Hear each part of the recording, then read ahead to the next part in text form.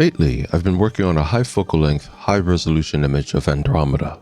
Rather than the panoramic of the entire galaxy that is usually presented, I wanted to focus on revealing its inner dust lanes, their structures, and the emission nebulae scattered among them. As you can imagine, this is a huge undertaking, and doing this is going to require a lot of integration time. It's also going to require using multiple techniques and strategies, including deep exposure, LRGB exposure, and narrowband techniques. The project is now into its fourth night and now has 14 hours of integration. Though I haven't added the last 2 hours yet, this is what I have so far. And it's going to require at least several more nights of shooting to complete, as I want at least another 12 hours of LRGB, 8 hours of HA, and 12 hours of O3. If you want to see the project as it progresses in full resolution, just follow the link in the description over to the Sky Story Astrobin. Recently, I got it in mind to take the information that I had so far and make a false color rendition of it to cause the dust lanes within the Andromeda galaxy to stand out better. I posted that image and it was well received, and a number of persons asked me how it was done. It wasn't difficult, and it'll only take me about 5 minutes to show you how, so in today's video, I'm going to show you how to make a false color image that can reveal the dust structures within whatever DSO you're shooting. On the screen, I'm working with my favorite photo editor, Affinity Photo 2. And to the right on the layer panel, you can see there are already multiple layers. These are layers of the various information that have already been developed and that I've put together in Affinity Photo through compositing. You can get much finer, more refined results by compositing separate layers in a layer-based photo editor like Affinity Photo than trying to combine them in a non-layer-based photo editor such as PixInsight, even though PixInsight is ostensibly made specifically for developing astrophotography. The reason being that in a layer-based photo editor, you get discrete control over how each layer is added to the next layer. You get control of every last little function, how you want to add the fine detail, what you want to do with the color, layer transparency, alignment, light curve and alpha adjustments of each layer, gamma of each layer. I could go on and on. Fundamentally, you get control of every fine aspect of how each layer is composited to the layer below. And you need this kind of control to bring out every last bit of detail to truly make the most of your information. It's why I don't develop my images in PixInsight or even the very good free version of it, Cyril. There's nothing wrong with the programs, they just don't give me the degree of control that's necessary to get the most out of the information. So to create this false color image, what I'm going to do is work with the finished information so far. So I'm going to click at the topmost layer and select Merge Visible. Merge Visible combines the information from all the presently activated layers together into a single new pixel layer. This is in effect your finished image. It just hasn't been exported in the form of a TIFF or a JPEG yet, but it's important to combine all the information. This puts all the information that we have so far into a single pixel layer, and we're going to use that pixel layer to create our false color image.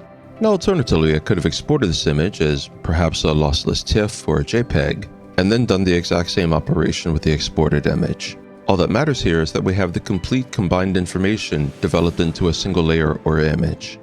One thing to note, however, is that the star layer is turned off. It's important to remember not to have the stars in your image when you begin changing it into a false color, otherwise you're going to end up with false color or black stars. Before going ahead, I'm going to take a moment to name this layer. In the course of layer-based editing, dozens of layers can easily be made, and it's easy to forget what they do. It's important to take time to label them as necessary. So I'll just take a moment to label this layer LRGB for invert. Bear in mind that at this point, it doesn't matter whether or not you're using a merged pixel layer, as I'm doing here, or if you're using a starless version of your image. Open a curves tool within the image or pixel layer, and then invert the light curve.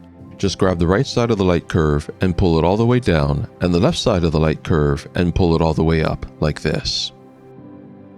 And as you can see, we're already 95% there. We now have a negative where the dark dust lanes stand out as white, and this helps them to become very visible against the background. But we can make them stand out even more. The first thing I'm going to do to accomplish this is open up a levels tool and then pull up on the white level. Note that since this is a false color image, I'm not worried about clipping the light curve. In fact, in some ways, clipping can be useful, especially if it happens to make the bright stand out any better. So I'm going to draw the white level up to 91%. I'll then experiment by adjusting the black level and the gamma a little bit, but it's not really helping for this image, so I'll reset them to their defaults. while increasing the white level helped the white dust lanes to stand out against the darker background. It blew out the very bright area on the left, bottom, and lower left of this image. That's where actually the dark space is. Remember that when we inverted the light curve on the curves tool, it made everything dark bright and it made everything bright dark. Anyway, I want to remove the effect of the levels tool from that space. There's no point in making it even brighter. It detracts the eye from the dust lanes. So I'll just open up a paintbrush, set it for black, and with the levels tool selected, paint over those brighter areas. This will remove the effect of the levels tool from those brightest areas, restoring them back to where they were when we first inverted the light curve.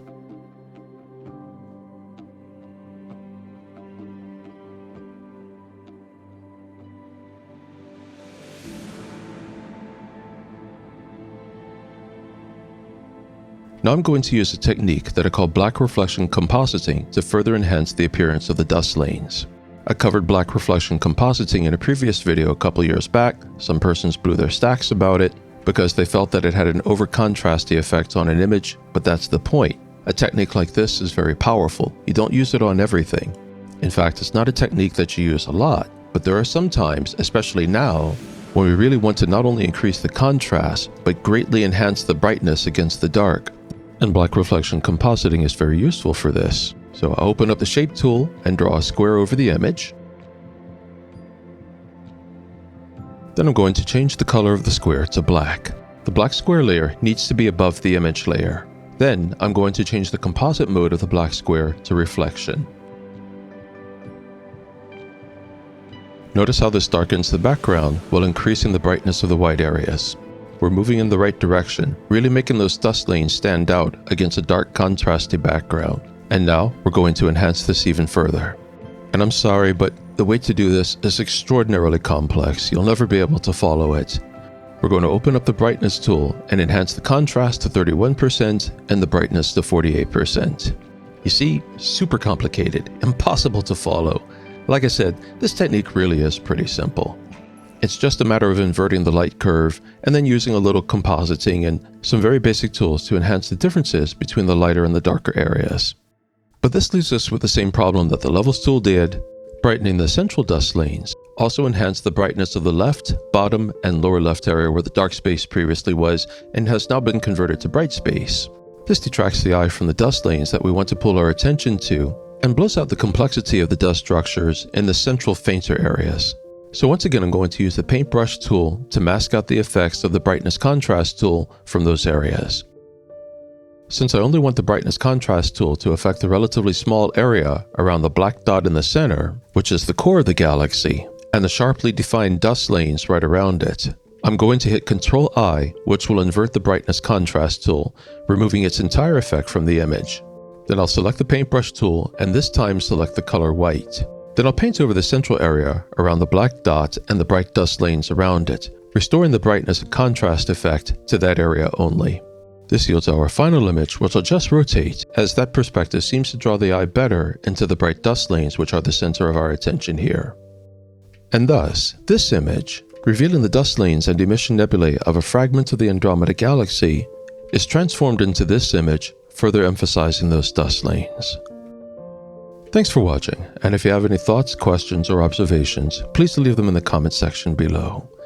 And I hope wherever you are, the clouds are gone and the night is promising, so that you too can get out there and shoot the sky.